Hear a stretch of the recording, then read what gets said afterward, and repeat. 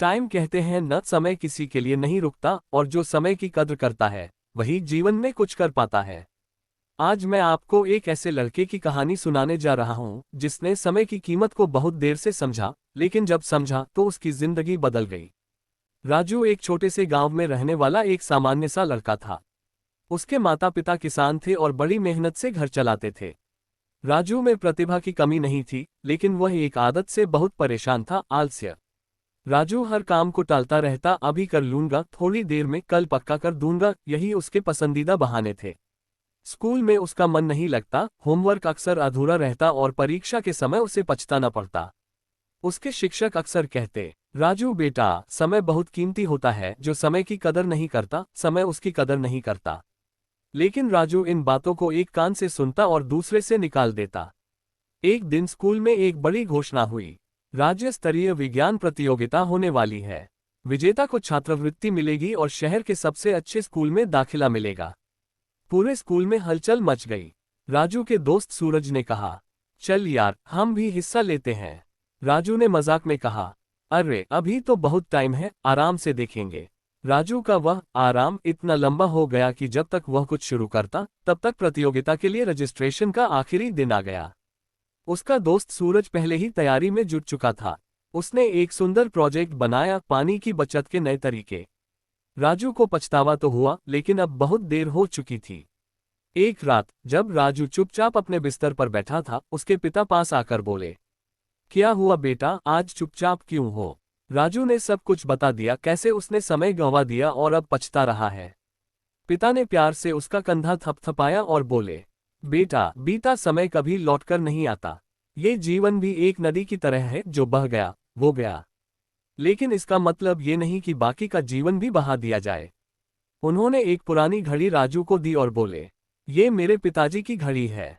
हर टिक टिक के साथ ये मुझे याद दिलाती है कि समय चल रहा है। तुम भी अब हर पल का उपयोग करना सीखो। राजू को जैसे झटका लगा हो।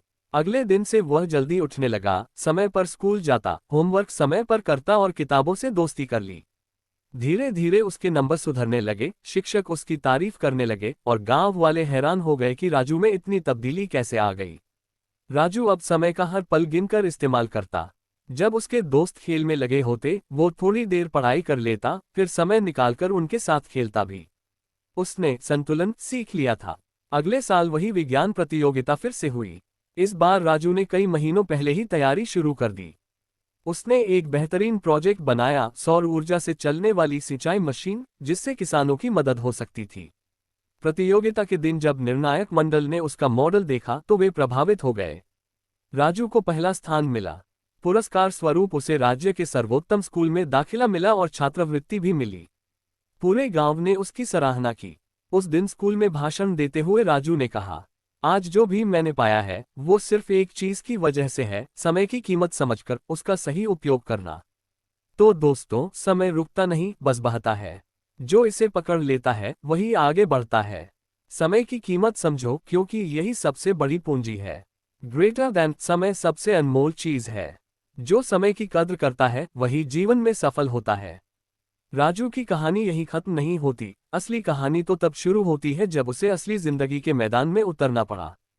स्कूल की दीवारों से बाहर की दुनिया में समय की कीमत और भी ज्यादा बढ़ जाती है। राजू अब शहर के एक बड़े स्कूल में पढ़ने लगा था। वहां की प्रतियोगिता, पढ़ाई का स्तर और विद्यार्थी का जीवन गांव से बिल्कुल अलग था। शुरुआत में उसे डर भी लगा, क्या वह इतना कुछ संभाल पाएगा। लेकिन फिर उसे अपने पिता की बात याद आई, हर पल की कद्र करो, हर मिनट को गिनो। राजू ने अपनी आदतों में और अनुशासन जोड़ लिया। अब उसका हर दिन एक टाइम टेबल से चलता। सुबह 5 बजे उठना, 6 बजे तक पढ़ाई, फिर स्कूल, स्कूल से लौटकर थोड़ा आराम, और फिर होमवर्क व रिवीजन। वह दूसरों से कम वक्त में ज्यादा सीखने लगा, क्योंकि उसने समय का बेस्ट इस्तेमाल करना सीख लिया था। एक बार पूरे राज्य के टॉप 100 छात्रों की परीक्षा आयोजित हुई। इसमें चुने जाने वाले विद्यार्थियों को अंतर्राष्ट्रीय स्तर की छात्रवृत्ति मिलने वाली थी। राजू ने ठान लिया कि वह इस अवसर को हाथ से नहीं जाने देगा।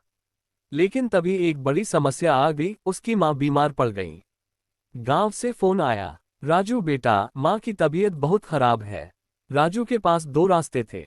1, पढ़ाई जारी रखे और परीक्षा दे। 2, गांव जाकर मां की सेवा करे।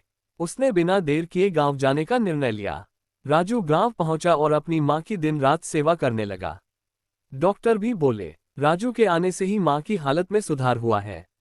इस दौरान वह समय निकालकर पढ़ाई भी करता रहा। जब मां सोती थी, वह किताबें खोल लेता। जब डॉक्टर आते, वो उनसे शरीर विज्ञान के बारे में सवाल करता। वो जान चुका था कि समय कभी एक जैसा नहीं रहता, इसलिए हर हाल में उसका उपयोग करना है। आखिरकार परीक्षा का दिन आ ही गया। राजू रात की बस से शहर लौटा, बिना सोए सीधा परीक्षा केंद्र पहुंचा।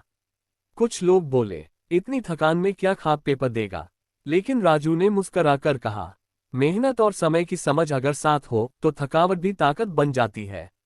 वो पेपर देकर आया और अगले 2 महीने बाद जब परिणाम आया तो सब हैरान रह गए। राजू का नाम टॉप 10 में था। राजू को एक अंतर्राष्ट्रीय विज्ञान संस्थान से बुलावा आया, स्कॉलरशिप के साथ। गांव में सब गर्व से भर उठे।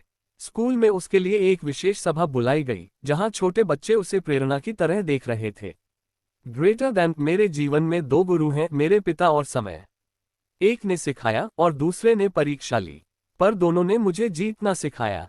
कुछ वर्षों बाद राजू वैज्ञानिक बनकर अपने गांव लौटा, लेकिन वह भूल चुका था कि आराम करना क्या होता है। उसने गांव में एक समय प्रबंधन केंद्र की शुरुआत की, जहां वह बच्चों को सिखाता कि हर छोटा समय का टुकड़ा कितना बड़ा भविष्य बना सकता है। अगर राजू जैसे एक लड़के ने समय की कीमत को पहचानकर अपनी दुनिया बदल दी, तो सोचो अगर हम सब समय की कदर करना शुरू कर दें तो हमारे जीवन में क्या कुछ असंभव रह जाएगा। तो साथियों, घड़ी सिर्फ समय नहीं बताती, ये हमें याद दिलाती है कि हर सेकंड की कीमत है। ग्रेटर देन, वक्त हर किसी को मिलता है, 24 घंटे हर दिन। फर्क सिर्फ इस बात का होता है कि कौन उस वक्त का क्या करता है।